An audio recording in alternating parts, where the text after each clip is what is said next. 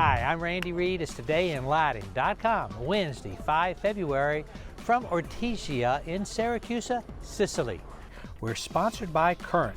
Minimize energy in your data center with Current's advanced lighting and controls. If you enjoy Today in Lighting, please hit the like button. Here are the stories making news. On Monday, we shared insights from key industry leaders on the tariffs.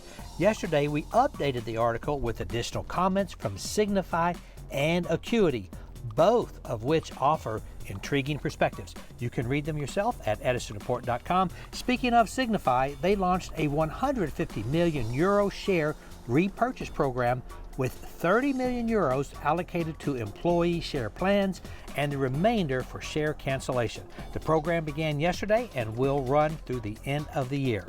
HLB Lighting Design, the largest independent lighting design firm in the world, has opened a new studio in Chicago, expanding its local team and reinforcing its commitment to Chicago's architectural community with innovative, people-centric lighting solutions. Learn more at designinglighting.com. Dauer Manufacturing introduces Lumify, its new commercial lighting division, offering durable, high-performing indoor and outdoor lighting solution for hotels, retail, schools, and more. Lumify combines innovative technology with decades of lighting expertise.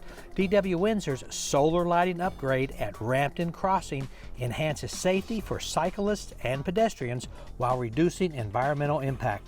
The off-grid solution eliminates the need for grid power, cutting costs and supporting sustainability goals.